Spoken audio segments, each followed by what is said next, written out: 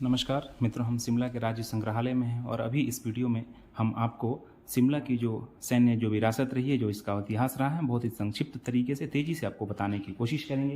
यहाँ पे Indian army के लिए ये जो गैलरी है, यहाँ पे ये देख रहे हैं, ये जो फील्ड मार्शल के.एम. करियप्पा होते थे, उनकी प्रतिमा के साथ। और यहाँ पे जो जानकारी दी हुई है, हम इससे सीधे आपको दीदार कराते हैं।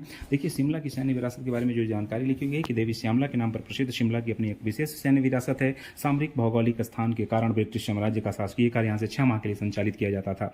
अप्रैल से नवंबर तक ब्रिटिश भारतीय सेना के कमांडर इन चीफ की तैनाती शिमला में होती थी।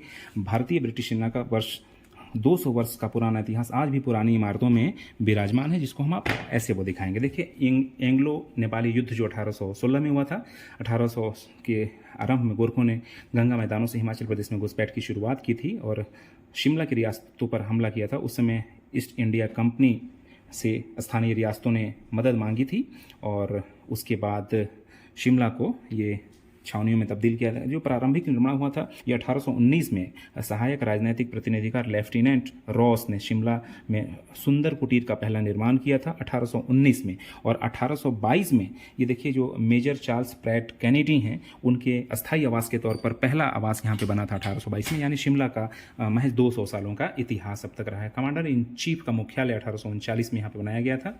1828 में लॉर्ड पॉम्बरमेर प्रथम कमांडर इन चीफ के रूप में शिमला आए थे और उन्होंने अपना मुख्यालय कैनेडी हाउस में स्थापित किया था।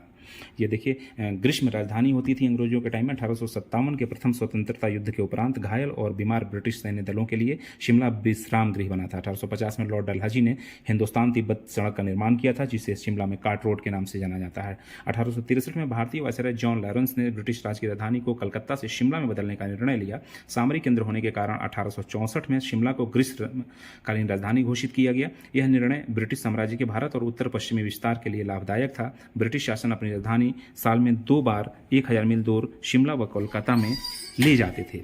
ये ब्रिटिश भारतीय सेना का मुख्यालय भी शिमला में है, 1885 में, जो कि स्थापित किया गया था यहाँ पे। उसके बारे में जानकारी और ब्रिटिश शासन की इंजीनियरिंग उपलब्धियां जो रही हैं 1876 से 1906 तक, ये आप ये देख सकते हैं कि 19वीं शताब्दी के अंत में शिमला में सामाजिक जो जीवन होता था, जो क्लब डांस पार्टियों की जो चर्चा भारतीय लोक समूहों में सर्वोत्तम थी, एमेच्योर ड्रामेटिक क्लब होता था, अपने नए परिसर गेटी थिएटर में 1887 में परिवर्तित हुआ था। और फैशनेबल वायसराय दंपति लिट्टन ने 1876 में जो पीटर हॉफ को अपना आवास बनाया तथा इस गिरल लॉज के स्थान का चयन किया। और बाद में फिर वो राष्ट्रपति निवास भारतीय उच्च अध्ययन संस्थान के नाम से भी प्रसिद्ध है।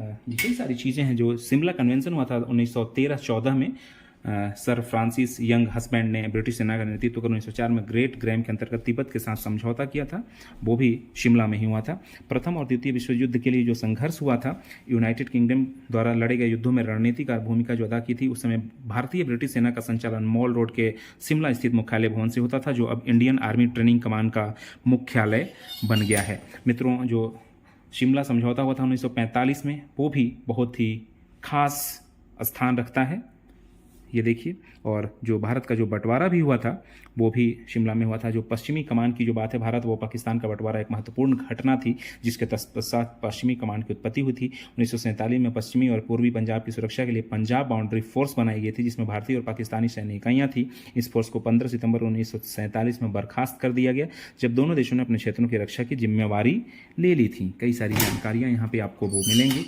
शिमला के स्टेट म्यूजियम में। और भारत और पाकिस्तान के बीच जो शिमला समझौता हुआ था, तत्कालीन प्रधानमंत्री इंदिरा गांधी और पाकिस्तान के राष्ट्रपति जुल्फिकार अली भुट्टो के साथ, वो भी है यहाँ पे। सैन्य प्रशिक्षण कमान फिलहाल यहाँ पे है। 1993 के बाद ये चंडी मंदिर में स्थानांतरण के उपरांत पंजाब, हरियाणा और हिमाचल एरिया ने शिमला की मौजूदा इमारत में अपना मुख्यालय स्थापित किया था। 31 मार्च 1993 में आर्ट ट्रैक मुख्यालय की स्थायी स्थापना शिमला में की गई थी। ये जानकारी, जैसा कि आपको हमने बताया, जब आप शिमला के स्टेट म्यूजियम में आप घूमने के लिए, तो आप ये पढ़ सकते हैं और कई सारी चीज़ों को आप देख भी सकते हैं। और मुझे लगता है कि आपको अपने इतिहास से रूबरू होना ज़रूरी है। शिमला के राज्य संग्रहालय से मैं रविशंकर सिंह।